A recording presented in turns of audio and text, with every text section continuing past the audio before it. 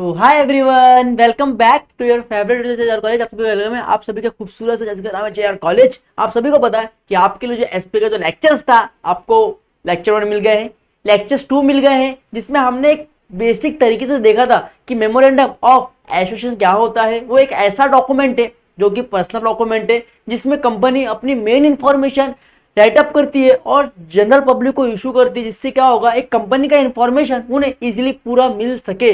तो वो चीज़ वहाँ पे क्या हुआ था, लॉन्च होता है मेमोरेंडम ऑफ एसोसिएशन में, जिसमें हमने देखा था इसके प्रीवियस वीडियो में लेक्चर नंबर 2 में देखा था कि मेमोरेंडम ऑफ एसोसिएशन में क्या क्या चीज़ें होती हैं, क्या क्या चीज़ें लिखा होता है स्टेप वाइज। सबसे पहले क्या होता है, कंपनी का नेम। सबसे पहले कंपनी का क्या नाम है, कंपनी किस जगह पे सिचुएशन है, कंपनी का एड्रेस क्या है, कंपनी का ऑब्जेक्ट क्या है।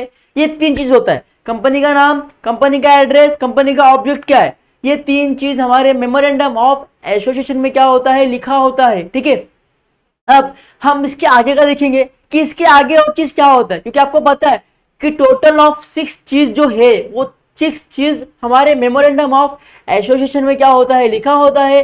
सबसे पहला क्या होता है, कंपनी का नेम होता है। सेकंड, कंपनी का एड्रेस। थर्ड, कंपनी का ऑब्जेक्ट। फोर्थ, कंपनी का लायबिलिटी।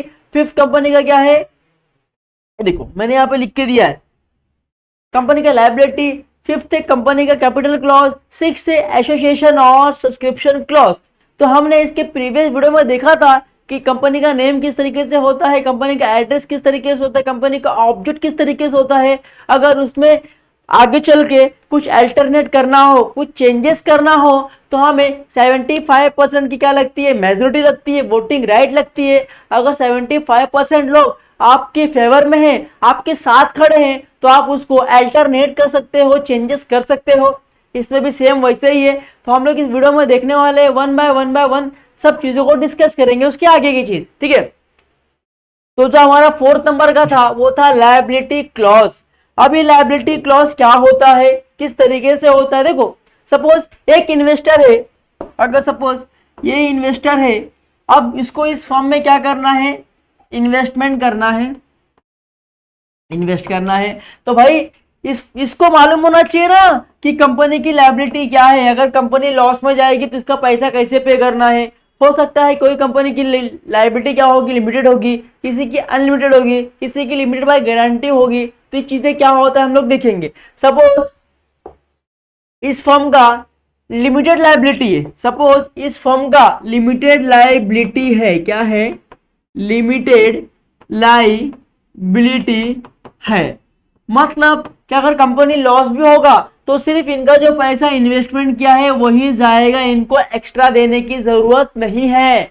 जो इन्होंने इन्वेस्टमेंट किया है इस पैसे में वही कंपनी का लॉस होगा। अगर कंपनी बाई चांस लॉस में भी जाती है, कंपनी को डेप्थ होता है, कंपनी नुकसान में है, तो इनको घर से कोई भी पैसे देने की जरूरत नहीं है, घर का प्रॉपर्टी बेचने की जरूरत नहीं है, घर का एसेट बेचने की जरूरत नहीं है, कंपनी की एसेट बेचने की जरूरत नहीं है।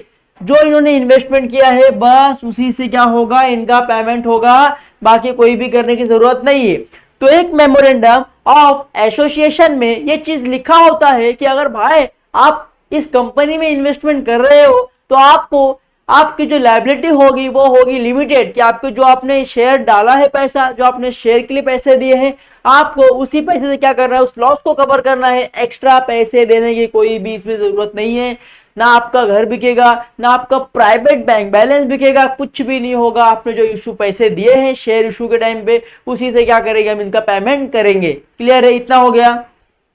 चलो सेकेंड, अगर इनका शेयर लिमिटेड बाय गारंटी होने वाला है, अगर इनका जो लायबिलिटी है वो लिमिटेड बाय गारंटी होने वाला है, अगर उस मेमोरेंडम ऑफ एसोसिएशन में लिखा होगा कि भाई आपका जो लायबिलिटी है वो है लिमिटेड बाय गारंटी, इसका मतलब क्या होता है कि भाई अगर कंपनी कभी भी, फर्म कभी भी अगर लॉस में जाती है तो फर्म का एसेट बिकेंगे, आपके पर्सनल एसेट नहीं बिकेंगे, आपके घर, आपके गाड़ी नहीं बिकेंगे, सिर्फ कंपनी के जो एसेट्स होंगे वही बेचेंगे। कंपनी के एसेट्स बिकेंगे और उनका क्या होगा, रीपेमेंट होगा, उनका क्या होगा, रीपेमेंट होगा। आपके पर्सनल एसेट तक आने के लिए कोई भी रिक्वायरमेंट नहीं होगी, कोई भी अथॉरिटी नहीं होगी। जो भी होगा वो कंपनी के एसेट से लेन देन होगा। कंपनी के घर, कंपनी के बंगले बिक जाएंगे, कंपनी के कार्स बिक जाएंगे, कंपनी के मशीनें बिक जाएंगे। कंपनी के सब बिक जाएंगे, बट आपके घर के कोई भी सामान बिकने वाला नहीं है। तो इसमें क्या होता है, लिमिटेड बाय गारंटी में होता है कि भाई ठीक है, लॉस हुआ है ना हम कवर करेंगे, लॉस हुआ है ना हम पेमेंट करेंगे, बट कंपनी का एसेट्स बेच के, कंपनी का एसेट्स बेच के हम अपना घर बेच के नहीं करेंगे। क्लियर है? चलो चलो, थर्ड वन क्या बोला है, अनलिमिटेड बाय गारंटी। क्या बोला है? Unlimited by guarantee. तो यहाँ पे मैं यहाँ पे एक चीज लिख दूं, अनलिमिटेड बाय गारंटी करके। ठीक है, चलो अनलिमिटेड। अब ये मतलब क्या हो गया, अगर मेमोरेंडम ऑफ एसोसिएशन में लिखा है कि आपकी जो लायबिलिटी है वो क्या है, लिमिटेड है, तो भाई याद रखना है आपको कि अगर कंपनी को, फर्म को कोई भी नुकसान होता है, कोई भी डैमेज होता है, किसी भी तरीके का डेप्थ होता है, तो भाई वहां पे अगर अनलिमिटेड लायबिलिटी है तो आपके घर बिक जाएंगे, आपके पर्सनल एसेट तक बिक जाएंगे। अगर उनको पेमेंट करना है आपको, तो आप किस तरीके से भी उनको पेमेंट करो, कोई भी दिक्कत नहीं, आप कैसे भी करो, अपना घर बेच दो, गाड़ी बेच दो, कुछ भी करो, क्योंकि आपकी जो लायबिलिटी है वो क्या है, अनलिमिटेड है। मतलब कि भाई आपको कैसे भी उसका कर्जा क्या करना है, चुकाना है। तो भाई कभी भी कोई इन्वेस्टर अगर किसी कंपनी में इन्वेस्टमेंट करता है तो वो लायबिलिटी जरूर देखता है कि भाई इस कंपनी का लायबिलिटी क्या है। कंपनी की अगर लायबिलिटी लिमिटेड है तो ठीक है भाई, जितना मैंने इन्वेस्टमेंट किया मेरा उसमें से क्या होगा, पेमेंट वगैरह उनको दिया जाएगा, बाकी कुछ भी होने वाला नहीं है। अगर लिमिटेड बाय गारंटी होगा तो कंपनी के एसेट्स बिकेंगे, मगर मेरा एसेट नहीं बिकेगा, मेरा पर्सनल एसेट नहीं बिकेगा। अगर अनलिमिटेड लायबिलिटी है तो वहां पे रिस्क ज्यादा है कि भाई अगर लॉस हो गया कंपनी को तो मेरा पर्सनल एसेट भी बिक सकता है, मुझे वहां पे पेमेंट करना बहुत जरूरी हो जाएगा कंपनी का। तो भाई कोई भी इन्वेस्टमेंट करेगा तो मेमोरेंडम ऑफ एसोसिएशन को पढ़ के ये चीज पे जरूर फोकस करेगा। समझ गए? अगर बाय चांस आगे चल के हो सकता है कि जो मेमोरेंडम ऑफ एसोसिएशन पहले बना है, जो मेमोरेंडम ऑफ एसोसिएशन पहले बना था, अगर उसमें कोई चेंजेस करना है तो सेम स्पेशल टास्क है, तो आपको क्या पास करना होगा, स्पेशल रिजोल्यूशन पास करना होगा। मतलब आपको 75% का क्या होगा, मेजोरिटी लेना होगा। जब आपके अंदर के जो आपके अंदर के हैं, जो आपके अंदर के शेयर, जो आपके अंदर के इंप्लॉय है या शेयर है, अगर वो बोलेंगे कि ठीक है हम इन्वेस्टर है, हम बोलते हैं कि ठीक है हम आपके फेवर में हैं, आप क्या करो, इसको चेंजेस करो, इसको अल्टरनेट करो, हम आपके फेवर में हैं। अगर आपके फेवर में 75% लोग हैं या इसके ऊपर हैं तो ही आप क्या कर सकते हो, चेंजेस कर सकते हो, वरना आपको कोई भी राइट चेंजेस करने की नहीं है। सपोज 74 लोग बोल रहे कि हाँ आप चेंजेस कर सकते हो, 26 ना बोल रहे तो भी आप नहीं कर सकते, क्योंकि आपको कम से कम मिनिमम 75% की मेजोरिटी चाहिए अगर कुछ भी अल्टरनेट करना है, कुछ भी चेंजेस करना है तो। क्लियर है? समझ में आया? लायबिलिटी क्लॉज खत्म हो गया, कोई दिक्कत यहाँ पे आपको नहीं? पक्का श्योर? चलो अब सेकंड जो है वो है कैपिटल क्लॉज। अब सिंपल सी बात है, जब भी मेमोरेंडम ऑफ एसोसिएशन बनती है तो सबसे पहले हम देखते हैं कि भाई इस कंपनी में कितने पैसे लगे हैं, इस कंपनी का कैपिटल कितना है, जब ये कंपनी खड़ी हुई, जब ये कंपनी बनी तो इसमें कितना पैसा इन्वेस्टमेंट हुआ है, कितना पैसा लगा। तो सबसे पहले जो सबसे पहले होता है बच्चों वो है रजिस्टर कैपिटल। जब भी कंपनी बनती है, जब एक कंपनी आरओसी मतलब रजिस्टर ऑफ कंपनी के पास जाती है अपने कंपनी को रजिस्टर करवाने के लिए, उस टाइम पे जो पैसा लगता है उसको बोलते हैं रजिस्टर्ड कैपिटल। क्या बोलते हैं? Registered capital. सपोज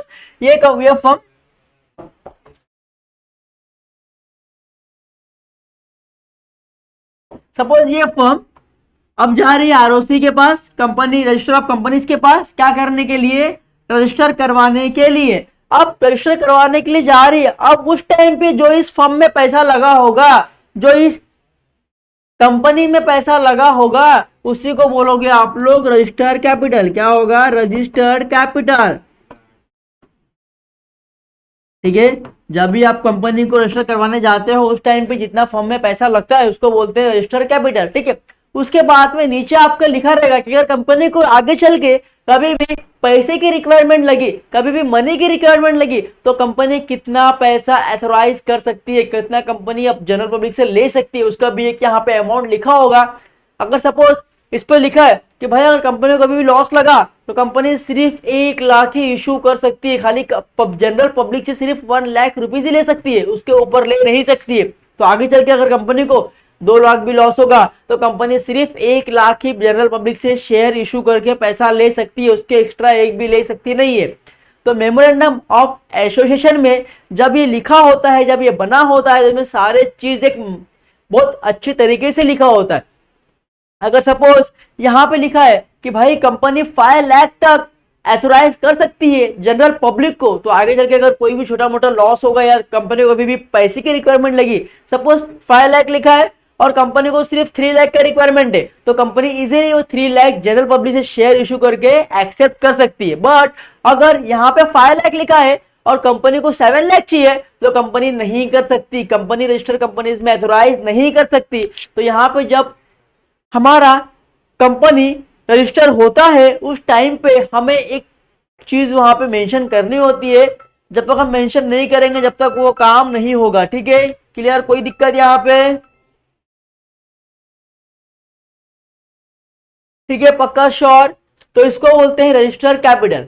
ठीक है, कि जब भी कंपनी रजिस्टर होगी उस टाइम पे जो कैपिटल लगता है उसको बोलते हैं रजिस्टर कैपिटल, और उसके नीचे दिया रहता है एथोराइज कैपिटल की कंपनी को अगर अगर कोई पैसे की नीड्स हुई तो कंपनी कितना पैसा एक जनरल पब्लिक से एथोराइज कर सकती है। क्लियर है? यहाँ तक कोई दिक्कत नहीं है। अगर इसमें कुछ अल्टरनेट करना है, कुछ चेंजेस करना है, तो मैंने आपको बताया कि क्या है, स्पेशल टास्क है, तो क्या लगेगा, 75% का यहाँ पे मेजोरिटी लगेगा। ठीक है, अगर 75% लोग आपके शेयर्स, आपके इन्वेस्टर अगर आपके साथ खड़े हैं तो आप उस चीजों को चेंजेस कर सकते हो बच्चों, अगर नहीं खड़े हैं तो आप चेंजेस नहीं कर सकते। तो समझ में आया? इसको बोलते हैं हमारा, क्या बोलते हैं, शेयर कैपिटल। क्या बोलते हैं? Share capital clause. ठीक है, तो ये 5 चीज आपको समझ में आ गया। अब ये लास्ट जो है 6 वाला जो लास्ट है, एंडिंग है, फाइनल स्टेप है, ये है हमारा द एसोसिएशन और सब्सक्रिप्शन क्लॉज। क्या है? द एसोसिएशन और सब्सक्रिप्शन क्लॉज। अब अगर सपोज आप आरओसी के पास गए, बोले भाई मेरा ये आप रजिस्टर कर दो, तो आरओसी पूछेगा ना आपकी कंपनी कौन सी है, प्राइवेट है, पब्लिक है, 1% है, कौन है? अगर आपने कहा कि मेरी कंपनी क्या है, पब्लिक है, तो बोलेगा आरओसी बोलेगा भाई 7 मेंबर को लेके आओ, मेरे सामने लेके आओ। 7 मेंबर कहाँ है आपके? तो 7 मेंबर वहां पर जाएंगे और 7 मेंबर हमारे पूरे प्रूफ आपके पास जमा करेंगे। किसके पास? आरओसी के पास, जो रजिस्टर ऑफ कंपनीज का हेड होगा उसके पास। ये 7 मेंबर जाएंगे और पूरा अपना डॉक्यूमेंट वहां पे यहाँ पे रखेंगे, और साथ ही साथ वो बोलेगा भाई आप 7 लोग तो आ गए, बट आपके साथ मुझे एक विटनेस भी चाहिए, आपके साथ मुझे एक गवाह भी चाहिए। तो 7 मेंबर के साथ में क्या होगा, एक विटनेस आएगा, वो भी अपना डॉक्यूमेंट क्या करेगा, वहां पे जमा करेगा। समझ में आया?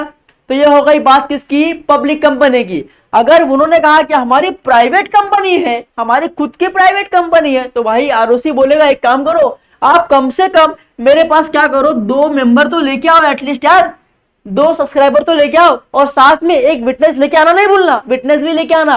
तो यहाँ पे 2 सब्सक्राइबर क्या करेंगे, अपने सारे डॉक्यूमेंट वहां पे जमा करेंगे, और साथ ही साथ एक विटनेस के डॉक्यूमेंट क्या होगा, वहां पे जमा हो जाएगा और वहां पे परमिशन मिल जाएगी।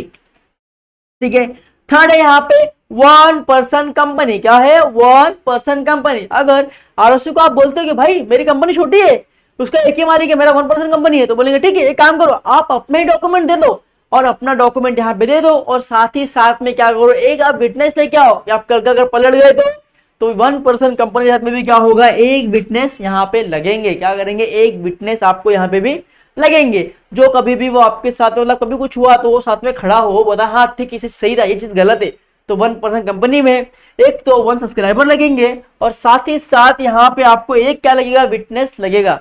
क्लियर है? तो ये हमारा लास्ट स्टेप होता है हमारे मेमोरेंडम ऑफ एसोसिएशन में। तो देखो, एक मेमोरेंडम ऑफ एसोसिएशन अगर आपने रीड किया तो आपको कंपनी का नेम मिल गया, कंपनी का आपको एड्रेस मिल गया, कंपनी का ऑब्जेक्ट क्या है आपको वो मिल गया, कंपनी का आपका लायबिलिटी क्या है वो मिल गया, कंपनी का कैपिटल क्या है आपको वो मिल गया, और कंपनी का आपको एसोसिएशन क्या है इज अ लास्ट, कि आपके पास कितने मेंबर है, आपकी कंपनी कैसी है, प्राइवेट है, पब्लिक है, या 1 पर्सन कंपनी है। मतलब कि आपने एक प्रोस्पेक्टस या एक डॉक्यूमेंट्स आपने रीड किया तो आपको सारे कंपनी के इंफॉर्मेशन आपको मिल गए। तो ये बात हो गई हमारे मेमोरेंडम ऑफ एसोसिएशन की। हम नेक्स्ट वीडियो में, जब नेक्स्ट वीडियो में आएंगे तो हम उसमें देखेंगे हमारा आर्टिकल्स ऑफ एसोसिएशन, जो कंपनी के अंदर के एम्प्लॉय के लिए होता है, जो कंपनी के इंटरनल एम्प्लॉय के लिए रूल्स वगैरह होता है, वो सारे लिखे होते हैं हमारे आर्टिकल्स ऑफ एसोसिएशन में। हम लोग इस सेकेंड, थर्ड, फोर्थ लेक्चर में उस पर भी डिस्कस करने वाले